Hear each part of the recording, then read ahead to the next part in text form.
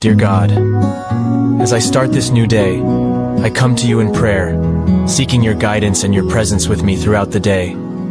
I am grateful for the blessings you have bestowed upon me, and I ask for your continued grace and mercy. Please help me to stay focused on what truly matters, to be kind and compassionate to others, and to make a positive impact on the world around me. Grant me the strength and wisdom to face any challenges that may come my way, and give me the courage to take risks and pursue my dreams. Thank you for your love and your constant care, and for always being there for me. May this day be filled with joy, peace, and happiness, and may I honor you in all that I do. Amen.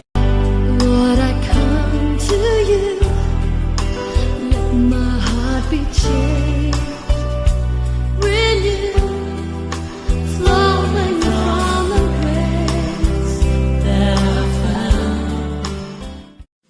Mga kababayan, ang pambansang awit ng Pilipinas. Kayang magiliw, telas na sinakanan, alam ng puso, sa dikit mo'y buhay. Upang hinirang, kuyagan ang magiting, sa manlulupin, di ka pasisingil, sa nagatak tutok sa simoy at sa langit maubagaw, ay tinatang tulakaw, sa pagkayang minamahal, ang isang ng matawad mo'y tagumpay na naghihingi, ang bituin at araw niya kailan pa may di magtitingin. Luman ang araw ng walhagin pagsingka, buhay langit sa piling mo. Ang hindi kaya na pagkay mga amin, at mamatay ng dahil sa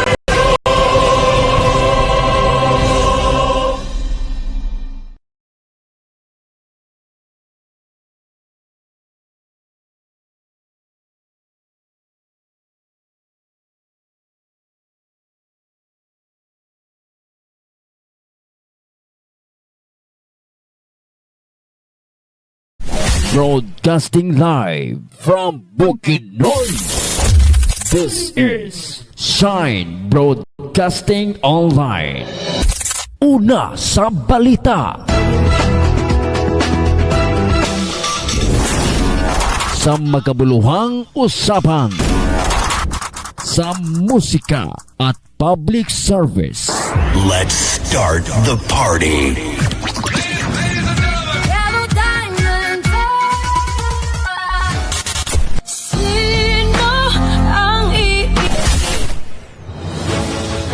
Sumasahimpapawid mula sa Namulog Bukidnon.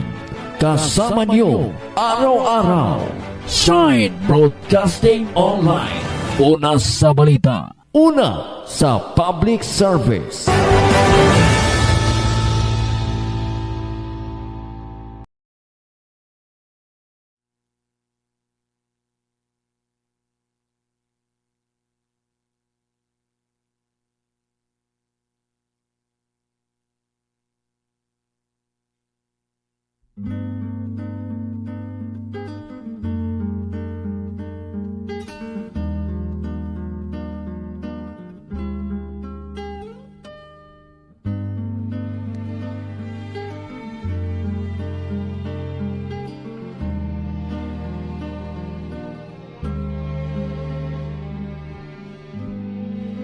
Halika na, pumikit, limutin ang problema. Hihintayin ang umaga.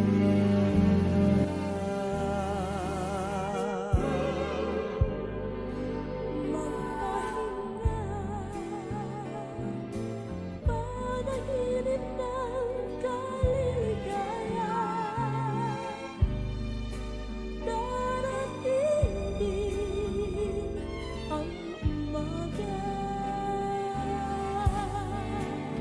Basta tayo'y magkasama, laging mayroong umaga. Kay ganda, parang sikat ng araw,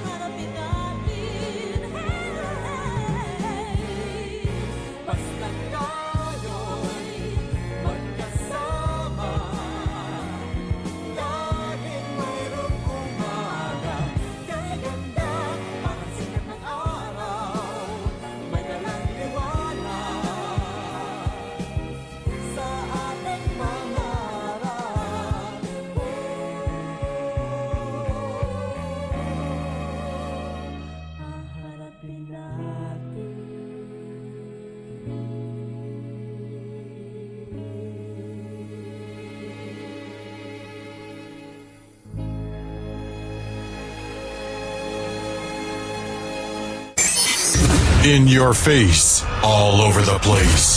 We're online. You're listening to the hottest internet station.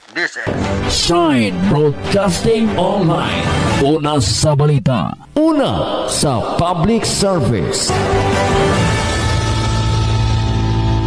Tinding pagbaha sa iba't ibang bahagi ng na formative years. Madam Senator, lumaki po. Pilipinas sa panibagong marahas na aksyon ng China laban sa 17 sa Pro 8, poblasyon. Mobile Channel numero 13, Jam Grande. Operasyon. Tawag sa fighting ang mga rin sa Comando Brand. Ganda sa motor. Committee Mobile Journal numero 10, Richard Calvario para sa Shine Balita Online.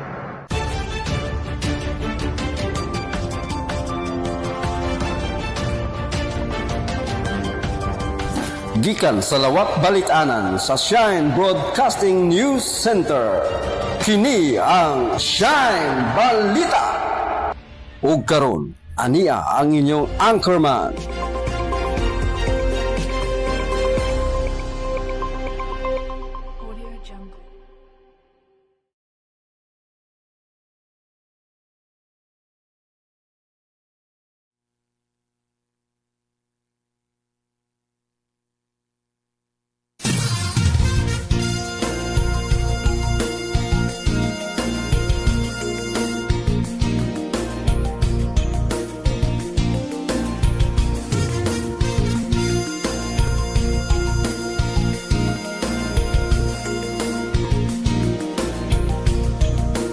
Good morning! Good morning! Good morning!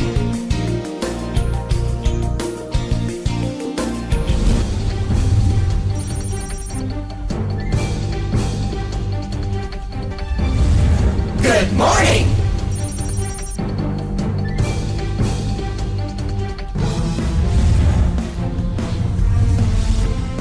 Mayang buntag Bukidnon, mayang buntag Malay-Balay City. Good morning Northern Mindanao, Luzon, Visayas, Mindanao, magandang umaga Pilipinas. Welcome na usab sa lain natong pagpanakuban nining atong nga programa tulumanon. Ang programa alang sa paghatod sa mga balitag impormasyon nga ngayon natong masayran karong adlaw. Adlaw na karon nga Lunes, petsa 25 bulan sa Nobyembre. Tuig 2024. Welcome na sab ha. Welcome sa atong pagpanaguban. Sa makausap pa. Sa ngalan sa kinitibukang pwersa sa Shine Broadcasting Online. Sa atong station manager Jam Grande. Sa atong admin Brian Binaloy. Ingon man usab sa atong chief reporter si Ma'am Vicky Custodio. Sa ngalan usab sa atong marketing head John Dumala. Sa makausap pa kami makikuban usab kaninyo. Ako si Jay Ferolino Gatmin. O kini ang Shine Balita Nationwide.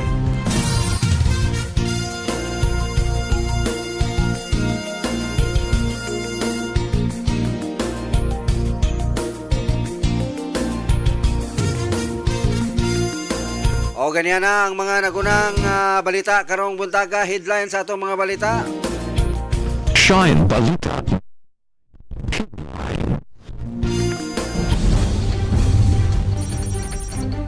Shine Balita.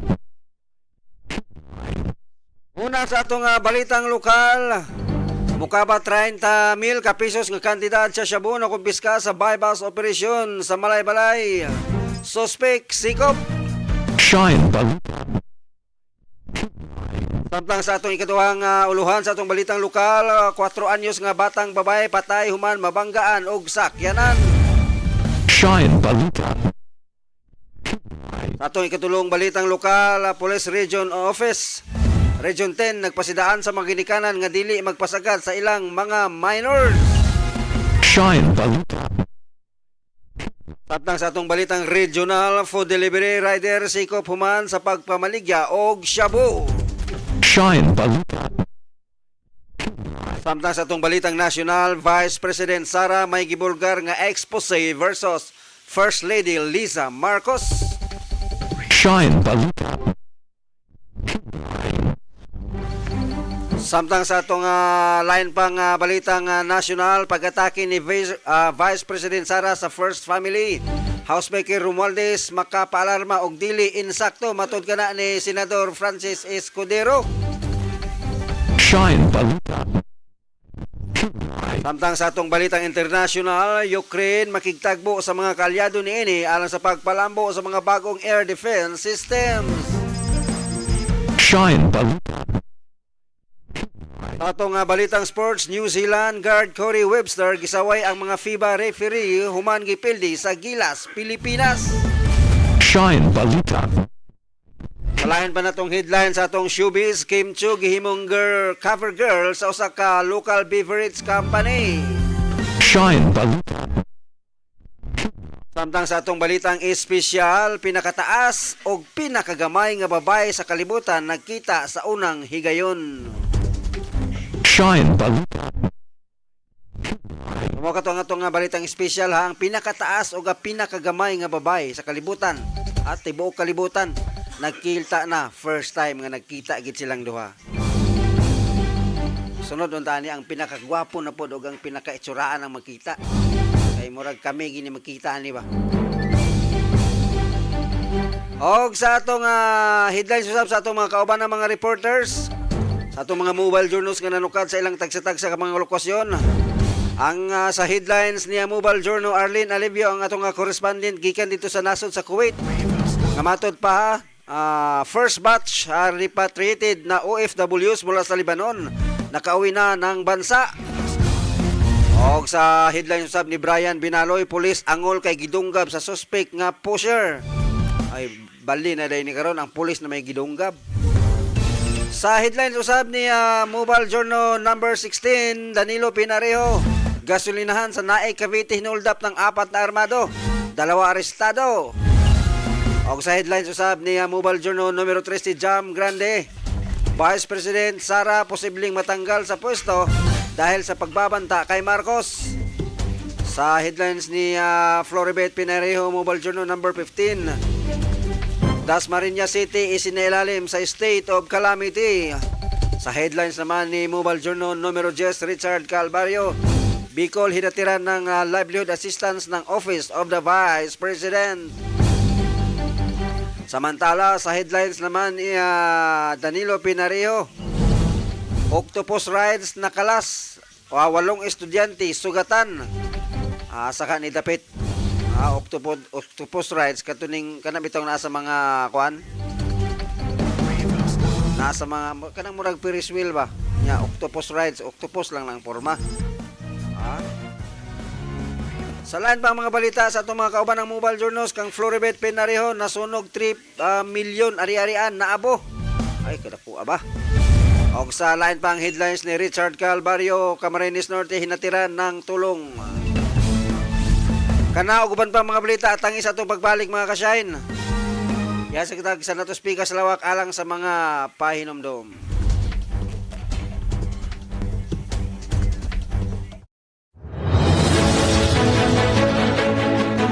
Sa talakayan, isyu at tanong ng mamamayan.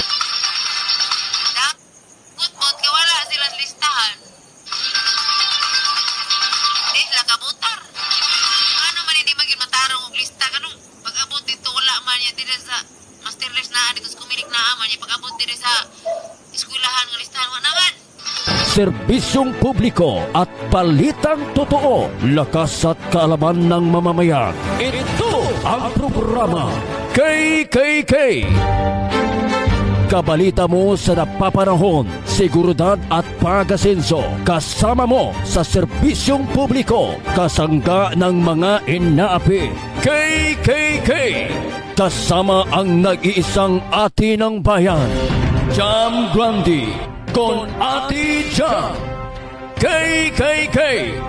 Dito, importante at mahalaga ka.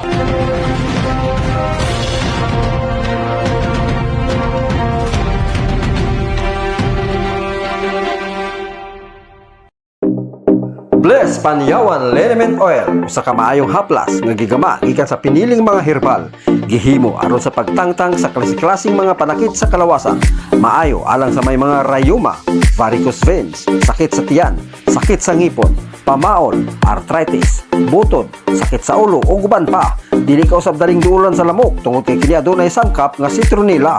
Busayaw na pagduha-duha gamit na sa Bless Panyawan Liniment Oil. Ang Bless Panyawan Liniment Oil mapalit sa Shine Broadcasting Studio nga naa mahimutang sa purok size poblasyon Damulog. Ang tubig importante sa atong panglawas, kini aduna importanteng papel sa daghang gimbuhaton sa atong kalawasan.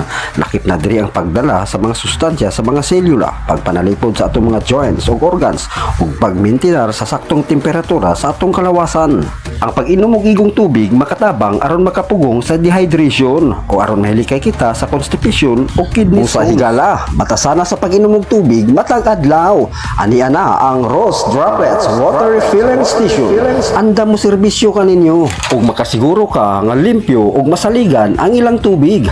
Andam usab silang mo deliver diha sa inyong panimalay. Tawagi o text lamang sa cellphone number 0951-837-1543 o pangitaa ang ilang buutan ug maabebihon nga tag-iagtag numala nga si Mr. and Mrs. Genevieve Codilia Garcia.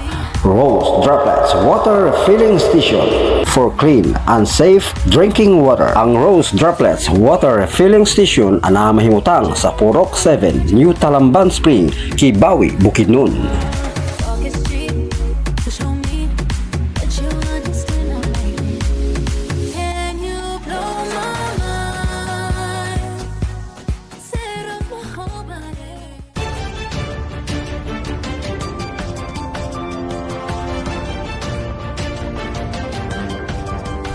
Gikan sa lawak balitanan sa Shine Broadcasting News Center. Kini ang Shine Balita. Ug karon, ania ang inyong anchorman.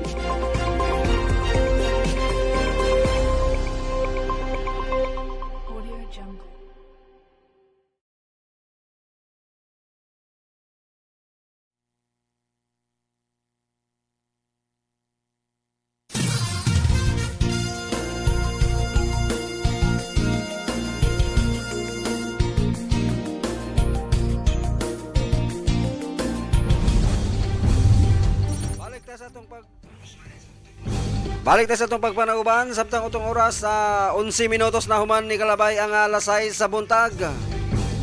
Sa dili pa nga itong mga balita, timbayan tag mayang buntag sa itong mga kaubanan. Sa mga naka-view ka nato karon kang Ma'am Vicky Custodio, good morning everyone. Good morning sa inyo dyan, Ma'am Vicky Custodio. Dyan sa Maya, Binangunan, Rizal. Samantala naka-view din sa atin si Floribet Pinarejo. Morning mga ka-shine. Good morning din sa inyo dyan sa Maya, Naik, Cavite.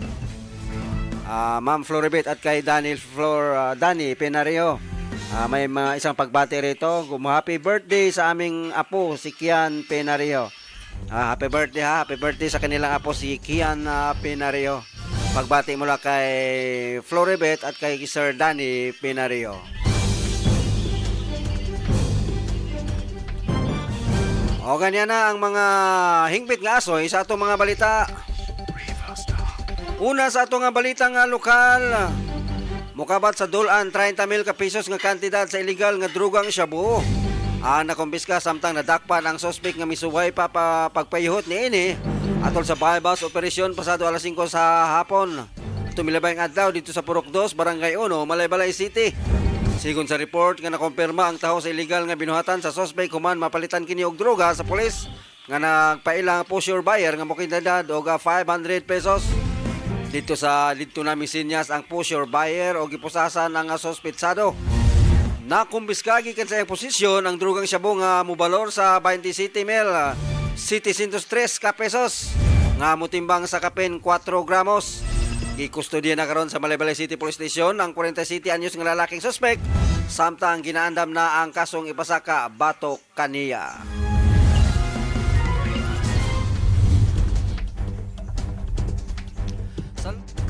Sa lain pang hanay sa atong balitang lokal, Patay ang usa ka 4 anyos nga batang babae human mabanggaan og sakyanan pasado alas 10 sa buntag atong milabayng adlaw dito sa National Secondary Road, Kimtras, Barangay Butong, Quezon, Bukidnon. Ang nakabangga sa mga bata usa ka Mitsubishi L300 nga sakyanan nga gimaniho sa usa ka 41 anyos nga lalaki. Sigon sa report nga misunod sa lula ang maong biktima nga mitabok sa kadalanan, hinungdan nga nasapon sa maong sakyanan ang gadagan gikan sa Valencia City nga direksyon. Sa kakusog sa impact nakahiyagom og grabing injury ang bata. Kinsa gisuwayan pa og dala sa balay Tambalanan apan gideklarang dead on arrival sa ospital. Gikustodiya usab karon sa Quezon Municipal Police Station ang driver sa sakyanan kinsa posibleng mag-atubang og kasong reckless imprudence resulting to homicide. Alas 6:14 ang atong oras. Sa lain pang hanay sa atong balitang lokal. Angayang dili magpasagad ang mga ginikanan nga dunay mga sakyanan o imaniho kini isa ilang mga anak nga minor de edad pa lamang. Kini aron dili manubag sa pagsupak sa Presidential Decree 603 kay protektado sa balaod ang mga minor de edad bisan kung nalambigit sa dugoong mga aksidente. Gihimo ni Police Regional Office 10 spokesperson Major Joan Navarro ang pahayag nunot sa kamatayon sa usa ka senior citizen sa dugoon ug banggaan sa Opol, Misamis Oriental. Diin minor de edad ang gaengkwentro sa miaging gabi. Kuna ni aging simana, siya miingon nga mahimong magukod sa balaod ang mga ginikanan, nagpasagad sa ilang obligasyon.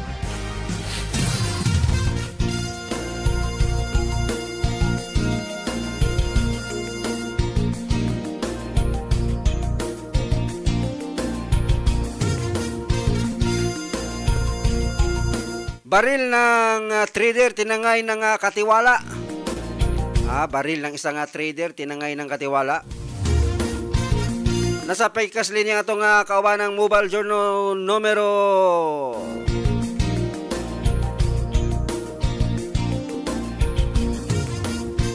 16 sa Danilo Pinareho. Sayron tang dugang detalye pinaagi sa iyahang report. Dan, please come in. Sa buong mundo.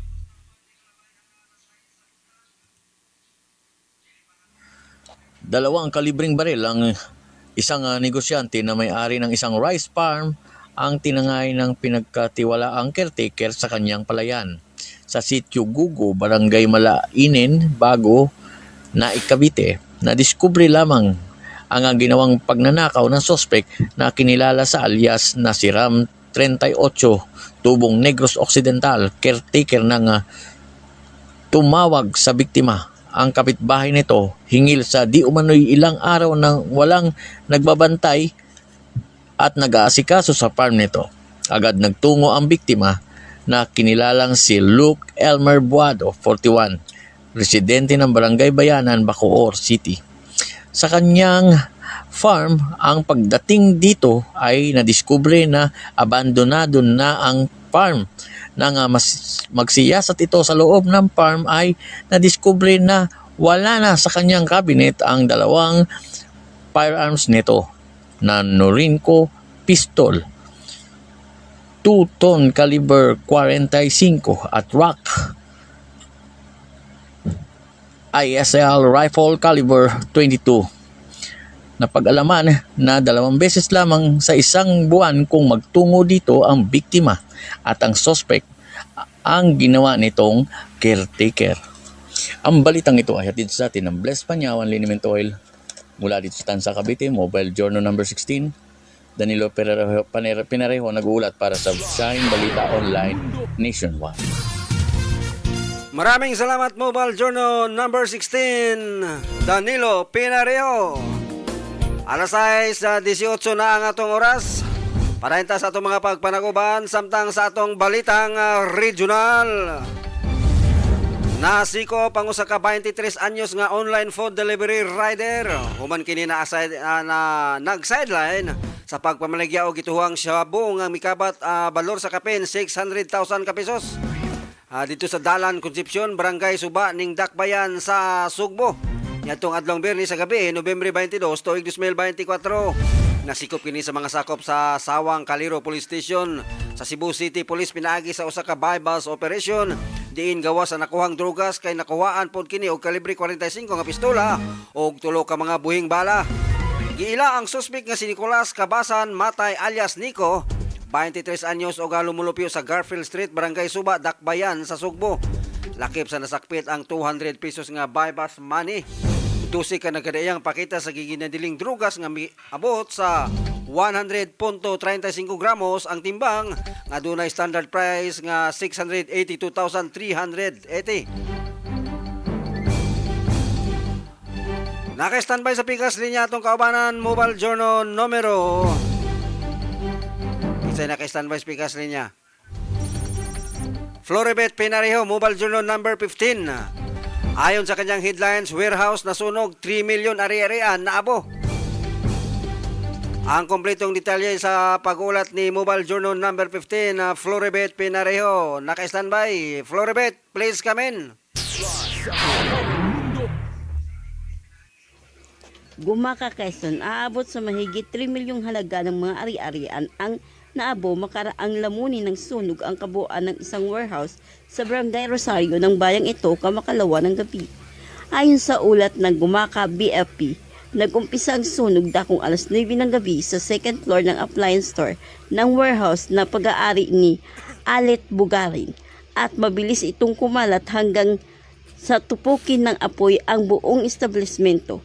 Gayun din ang isang motorsiklo na nakaparada lamang sa harapan. Naapula ang apoy bandang alas 10:20 ng gabi at nagpapatuloy ang investigasyon upang malaman ang pinagmulan ng sunog. Ang balitang ito ay hatid sa atin ng Blas Panyawan Liniment Oil mula dito sa Imus Cavite, Mobile Journal number 15, Floribet Pinarejo nag-uulat para sa Shine News Online nationwide. Maraming salamat Mobile Journal numero 15 Floribet Pinarejo. Parahinta sa itong mga panaguban, alas 6:20 na sa buntag.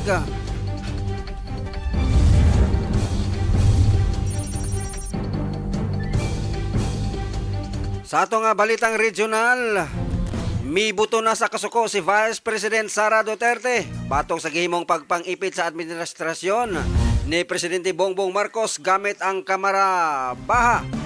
Kinihuman gisite in contempt sa Kamara Baha ang iyang Chief of Staff nga si Attorney Zuleika Lopez o gibalin sa Women Custodial Center kay nagdumili paghatag tubag og gusto makuha sa mga kongregista nga nag-imbestigar sa Office of the Vice President sa miaging adlaw. Punteriya sa iyang kasuko sa First Lady Liza Marcos din adunay kontrobersyal nga expose kabahin sa pagpagawa sa Pondo Office of the Vice President padulong sa Department of Education o DepEd kagihatag sa giendorsar nga tao sa Malacañang. Kini ang rason nga angay nang ihunong ang pagdrama sa Kamara Haba gamit ang issue sa Office of the Vice President Fund spending. Siya miingon nga grabe ang pagguba sa Kamara Baha o mga alyado sa Malacañang kaniya apan bisan walay posisyon sa gobyerno ang First Lady pero nakapalugwag pondo padulong sa laing opisina. Isayran sa mga gihimong investigasyon sa Senado o Kamara Baha, batok OVP o DepEd nasabtan sa katawan ang pagguba sa mga Duterte. Ang pinakabagong mga tuyo niini aron maglisod na sa 2028 presidential elections. Sa lain panghanay sa atong balitang nasyonal, dili komedya apan tinud-anay gyud daw ang may gisugo na si Vice President Sara Duterte nga pamatyon sila si President Bongbong Marcos, First Lady Liza Araneta Marcos ug House Speaker Martin Romualdez. Kini kun siya ang unang mamatay tungod sa mga binuhatan sa maong pamilya.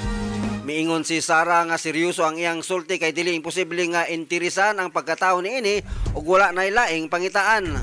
Isayrang sa pagkatungog sa Malacañang sa pahayag ni Duterte, gilayong naalarma ang security community sa nasod ug may mga pagpahugot nga seguridad sa pamilyang Marcos. Kaugnay ng balitang yan, may update si Mobile Journal numero 13 Jam Grande. Ayon sa kanyang headlines, Vice President Sara posibleng matanggal sa pwesto dahil sa pagbabanta kay Marcos. Alamin natin ang balitang yan. Naka-standby sa kabilang linya, Mobile Journal numero 13, Jam Grande, Jam.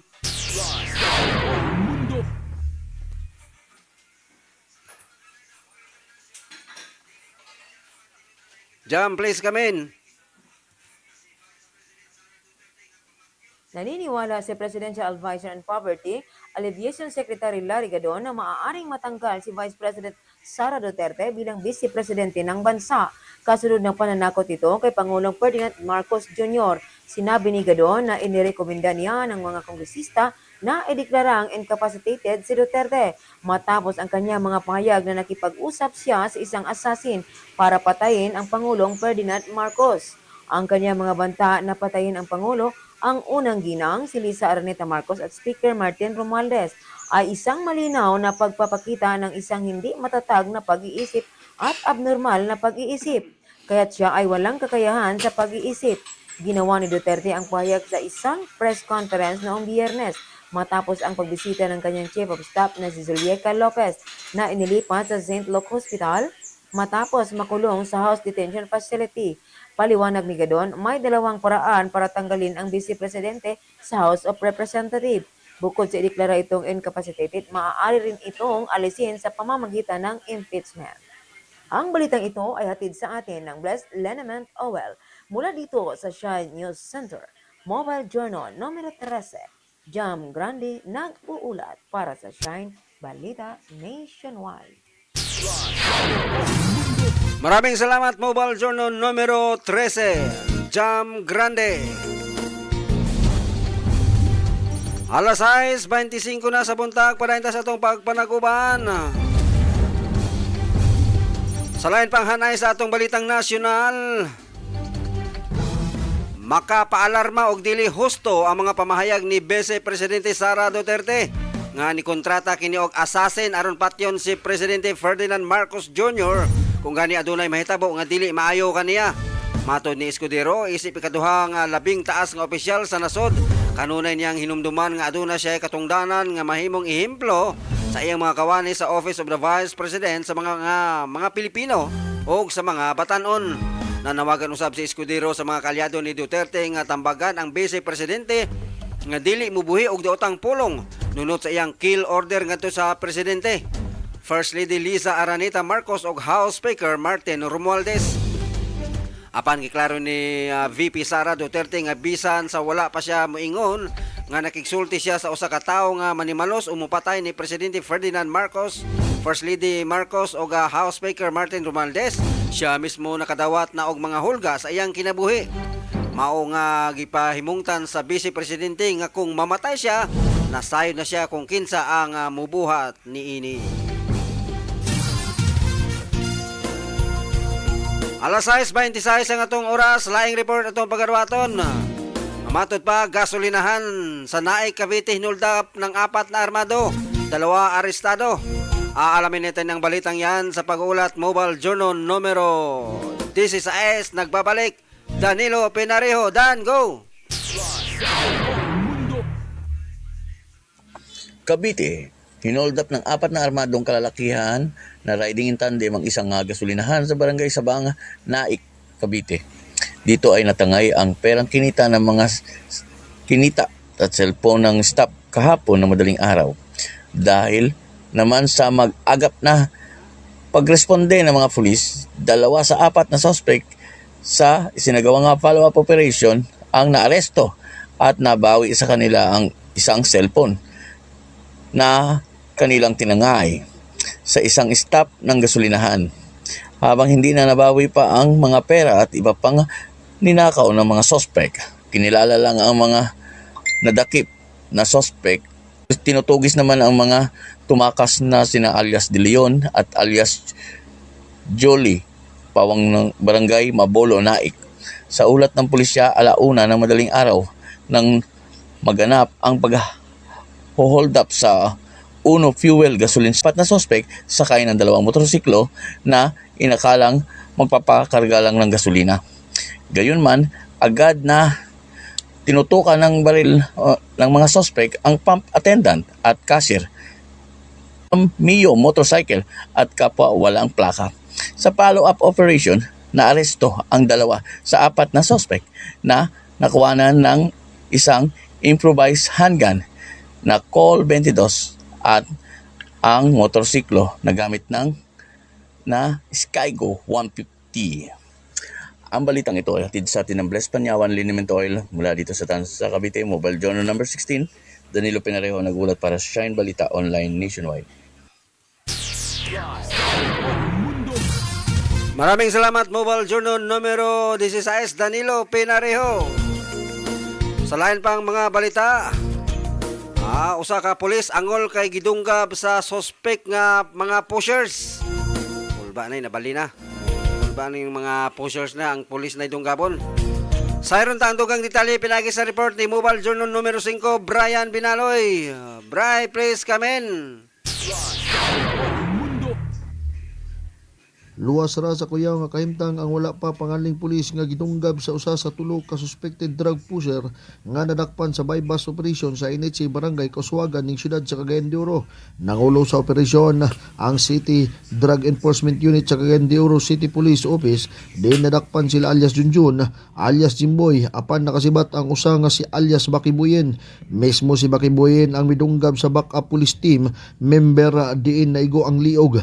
Nakasibat si Buyen apan nadakpan usab ang mga kauban nini, diin na kumpiskahan sa 60 gramos nga shabu nga adunay street market value nga 408,000 ka pesos. Kini nga balita hatod kanato sa Bless Panyawan Liniment Oil, nanukad diri sa Shine Broadcasting Newsroom, Mobile Journal numero 5 Brian Binaloy para sa Shine Balita Nationwide. Daghang salamat Mobile Journal numero 5 Brian Binaloy. Line pang report na ka-standby sa Pikas Linya. Vice President Sara nagpatawag ng press briefing. Ayon yan kaya Mobile Journal numero 17 Ma'am Vicky Custodio. Ma'am Vicky.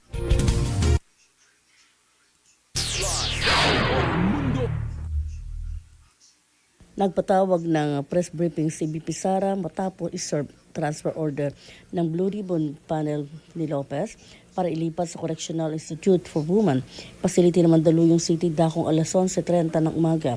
Ang transfer order ay matapos ang kampo ni BP sa Kamara kung hindi nasa opisina ang kanyang kapatid na si Davao City Representative Paulo Duterte ay nasa detention facility ni Lopez. Bungsod dito kaya itinatasan ng House Committee on Good Government and Public Accountability na pinamunuan ni Manila Representative Joel Chua, si House Sergeant Arms Chief Police Retired General Napoleon, taas ng pag-iimplementa ng order.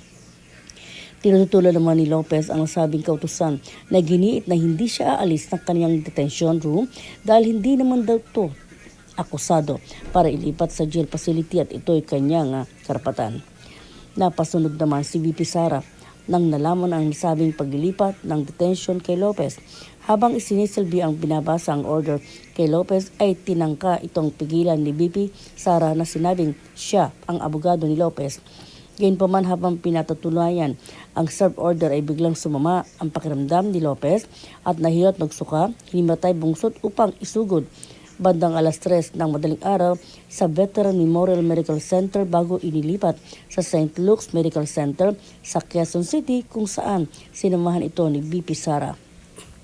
Nasa stable ng kondisyon ni Lopez at nakabalik na rin sa BMMC nitong Sabado at nakatakda itong ilipat sa correctional. Ang balitang ito ay hatid sa atin ng Bless Panyawan Liniment Oil. Mobile Journal numero 17, Big Custodio para sa Shine Online Balita Nationwide. Sa buong mundo. Maraming salamat Mobile Journal numero 17 Vicky Custodio.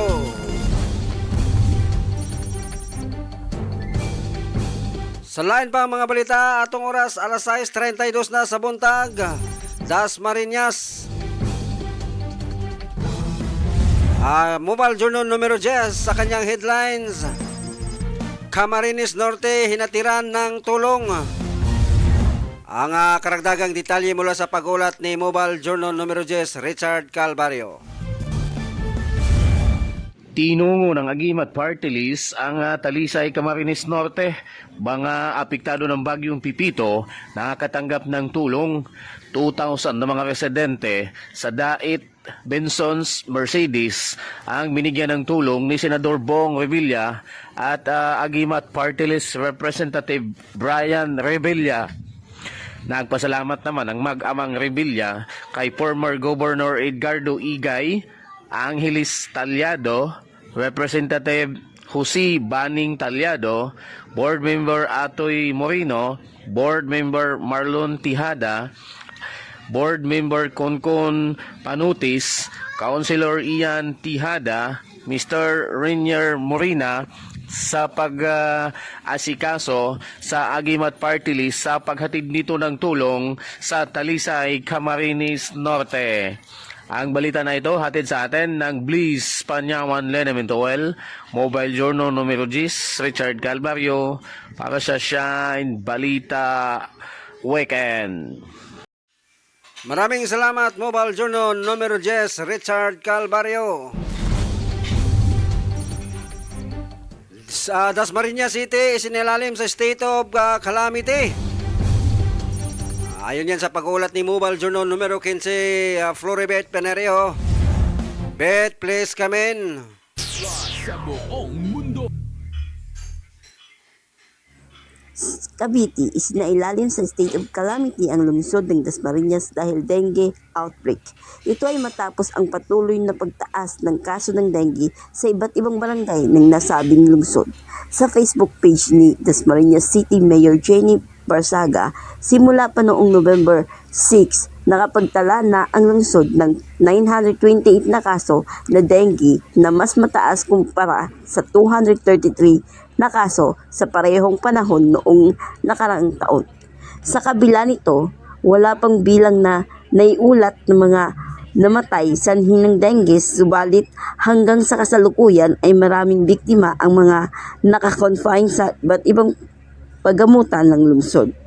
Isang panawagan ang ipinaabot ni Mayor Barsaga sa kanyang mga nasasakupan na maging mapanuri sa kapaligiran at pairalin ang kalinisan, partikular na sa loob ng bawat tahanan upang makaiwas sa kagat ng lamok na nagdadala ng dengue virus. Ang balitang ito ay hatid sa atin ng Blessed Panyawan Liniment Oil mula dito sa Imus Cavite, Mobile Journal number 15, Floribet Pinarejo nagulat para sa Shine Balita News Online Nationwide. Maraming salamat, Mobile Journal numero 15, Floribet Pinarejo. Alas 6:36 na sa buntag sa iba pang mga balita. Bicol hinatiran ng livelihood assistance ng Office of the Vice President. Alamin din ng detalye sa pag-ulat ni Mobile Journal numero 10. Nagbabalik Richard Calvario. Sir Richard, please come in. Binisita ng Office of the Vice President ang Bicol Region. 18 na mga negosyante ang nakatanggap ng tig 15,000 na livelihood assistance sa programang Magnegosyo Taday. Kabilang sa mga nakatanggap ng benepisyo ay ang mga taga Legazpi City, taga Daraga, taga Kamalig sa bahagi ng Bicol. Mga negosyante naman katulad ng pagtatahi at mga may-ari ng babuyan ang nakatanggap ng naturang livelihood assistance mula sa Office of the Vice President. Ang naturang programa ay layunin na matutong magnegosyo at makatulong sa maliliit na negosyante ang Office of the Vice President. Kini nga balita giatod kanato sa Bliss Panyawan Lenementoel. Mobile Journal numero 10, Richard Calvario para sa Shine Balita Nationwide. Maraming salamat, Mobile Journal numero 10, Richard Calvario. Parenta sa itong mga pagpanaguban, alas 6:37 na ang atong oras sa itong balitang internasyonal. Makigtagbo ang Ukraine sa iyang mga kaalyado mahitungod sa pagpalambo sa bagong air defense system sumala ni Presidente Volodymyr Zelensky human sa pag-atake sa Russia gamit ang mga experimental ballistic missiles. Sa iyang daily address, si Zelensky niingon nga si Ukraine Defense Minister Rustin Umerov nga nakigtagbo sa ilang mga kauban kalabot sa mga bagong sistema sa depensa sa hangin nga susamang klase sa sistema nga makapanalipod sa mga kinabuhi gikan sa bagong mga hulga. Ipahayag usab ni Zelensky nga makonsiderar nga international crime kung sa higayon nga ang usa ka individual magsugod sa paggamit sa laing nasod dili lamang sa pagpanghadlok kundi alang sa pagsuway sa ilang mga bagong missile nga adunay kalisang. Ingon man gipasalamatan ni Zelensky ang iyang mga kaalyado nga misanong batok sa bagong pag-atake sa Russia. Ibuhat ni Zelensky ang pahayag Pagkahuman nga gilusad sa Russia ang usa ka bag-ong missile nga Oresnik sa rehiyon sa Dnipro sa Ukraine.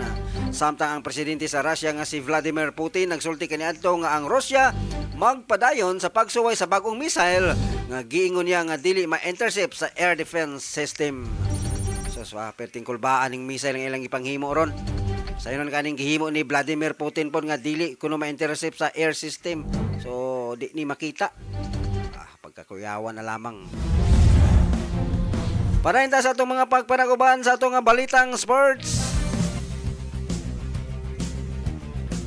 Giingong dili gihapon madawat ni New Zealand point guard Corey Webster ang kapildihan sa iyang team human siya ni post og komento sa opisyal nga Instagram account sa Tall Blacks, ang national team sa New Zealand. Sa iyang post sa Instagram giingong gipaig-an niini ang FIBA referees nga nag-officiate sa duwa human siya miingon nga kinahanglan usab nilang pildihon ang mga referees. Gireklamo pa sa batikang guard ang giingong home cooking nga nahitabo. Human sa pagpost, daghang Pinoy fans ang nakamantikod sa komento ni Webster apan sa ulahi na matikdan nga gidilit ang komento sa New Zealand basketball captain. Matod ni Webster nga ligon ang team nga ilang nakaatbang ug daghan sa mga players niini ang nag-step up. Lahi ang pahayag ni Webster sa iyang komento sa Instagram, butang nga na matikdan usab sa Pinoy basketball fans. Bisan pa ang head coach sa New Zealand puno sa pagdaig sa gilas nunot sa kadaugan sa national team. Matod ni coach Jude Flevel, ang gilas mipakita og maayong away sa tibok duwa ug daghan sa mga players niini ang nagpalisod sa Tall Blacks. Tinuod pod bitaw. Kusog na ang gilas Pilipinas ron. Di na matabas-tabas. Parahinta sa itong pagpanaguban, alas 6:40 na sa buntag sa atong balitang showbiz.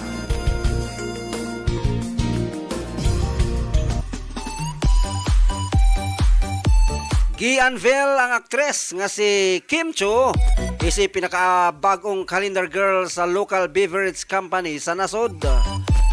May apil siya sa listahan sa mga pangalan nga naglakip nila ni Kylie Berzusa, Bia Alonzo, Ivana Alawi, Ellen Adarna, GC Mendiola, Heart Ebilingista ug ang gisundan niini nga si Kim nga si Julia Barito. Sa usa ka launching event nga gipigayon niadtong Nobyembre 20 sa Pasay City, ipaambit ni Chu nga nangandam siya pag-ayo alang sa iyang katungdanan nga nagtutok sa physical ug mental nga kaandam. Bisan pa sa iyang kahinam, si Chu ni angkon nga gibati og kakulba sa pictorial ug photo release. Gihuna-huna usab ni Chu nga ang kasinitaan isip empowerment and self-love. Gipungan ni Kim ang mga luha samtang nagpasalamat siya sa iyang mga supporters sa pagsuporta kaniya isip usa ka calendar girl. So nagpasalamat si Kim Chu nga nakuha sa usa ka beverage company sa calendar girl. So sexy kay ni. Ato ning atangan. Unsa ni ang mga litrato, mga hulagway isip model sa usa ka beverage company. Mao na po siguro ni katong bitong kabayo. Kabayong pula. Hindi ba katong kabayong puti. Og sa atong balitang espesyal. Mao ni atong mga gipaabot. Atong balitang espesyal. Ang pinakataas o pinakagamay nga babae sa kalibutan nagkita sa unang higayon. So sa tibok kalibutan naging siya ang pinakataas o ang pinakagamay. Nagkita sa unang higayon ang giisip nga pinakataas nga babae o ang pinakagamay nga babae sa kalibutan. Diin ang panagtagbo sa duha ka individual gipahigayon sa Savoy Hotel nahimutang sa London nga gihimo dungan sa pagsaulog sa Guinness World Records. Ato ning tan-aw liliyon tani nga pinakagamay be. Mao na sila mga kasyahin, may pinakagamay o pinakataas. Ang 27 anyos nga si Jill G niingon nga aduna sila pagkapareha sama sa hilig sa makeup, alahas og pag-atiman sa kaugalingon. Ingon man nga gipaambit nila ang mga dakong hagit lang nila kay maglisod sila og eye contact. Unsaon pag eye contact pero itong gamayang isa. Apan malipayon sila nga nahimamat ang usag-usa hilabi na nga susama sila nga mga record holder. O si Rumisa Gilji adunay gitason nga 7 feet o 0.7 inches. Samtang si Hughie Amgi adunay gitason nga 2 feet o 0.7 inches. So kanang gamay diha duhara na ka feet, murag duhara ka roller kanang gamay diha kana makita niya diha mga kasayan. Duhara na ka roller kana siya o kanang gamay. Grabe ka gamay gyud. Sayo na kanang duhara ka roller. Unya ang isa pod kanang pinakataas sa tibok pod kalibutan nga usa ka na ka babae. Ang gitason ana city na siya, city. 7 feet o 0.7, so city kapin. City kapin ang gitason ana. Usa na siya ka babae mo na pinakataas nga babae sa tibuok kalibutan. So nakita na silang duha ang pinakataas nga babae, puros man na sila babae, o pinakagamay pod nga babae sa tibuok kalibutan. Mao na sila. Dapat makita po no ang pinakalagom o pinakasinaw sa tibuok kalibutan.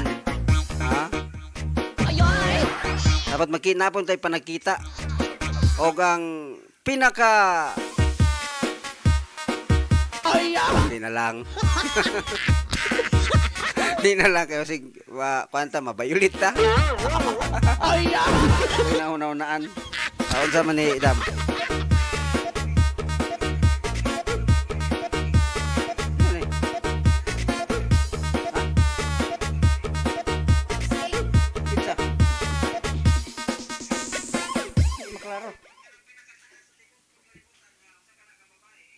Okay, mao to ang atong balitang espesyal na nagkuan diri nga nadoy nagwatching unya di man maklaro. Sige maklaro. Ara.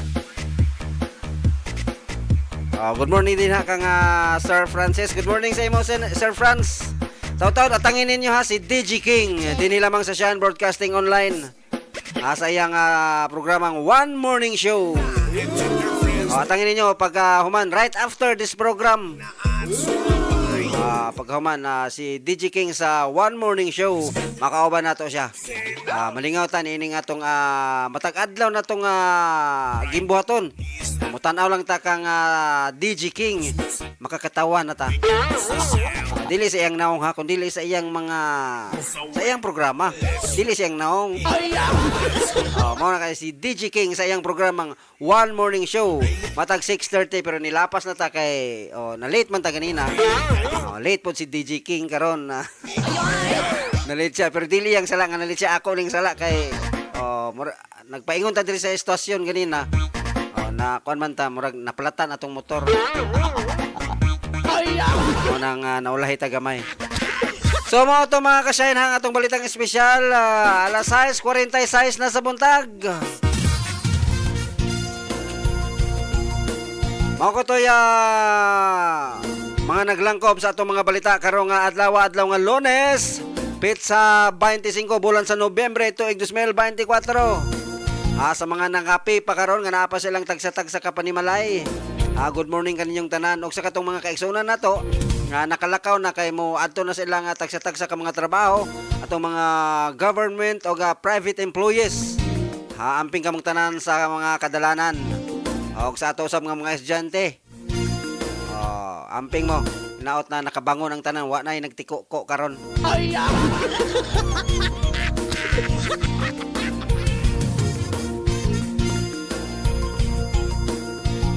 Atong mga viewers, atong mga reporters, daghang kayong salamat kaninyo. Sa ngalan na lang sa hiniusang pwersa sa Shine Broadcasting Online, sa atong station manager, Jam Grande. Ingon sa atong admin head, Brian Binaloy. Ingon sa atong chief reporter, si Ma'am Vicky Custodio, nga nanukad dito sa Pampanga. Kauban usab nato atong mga mobile journals ang atong mga reporters sa ilang tagsa ka mga lokasyon. Dahil salamat kaninyo sa atong mga kauban ng mga mobile journals ang atong mga partner sa paghatod sa mga balita. Sa matag adlaw walay puol ug walay kakapoy. Aron lamang mahatod sa kanato ang mga kompletong mga balitag impormasyon nga ngayon po natong masayran. Mga kasyahan, mga kaigsunan, ako na lamang si Jay Firulino Gatmen, ang inyong tagapagbalita. Daghang salamat Pilipinas. Magandang umaga Malaybalay City, magandang umaga Bukidnon. Ako Ako magaingon dalaygon ang Diyos. Mabuhay ang Pilipinas. Daghang salamat sa inyong pagtanaw ug pagpaminaw.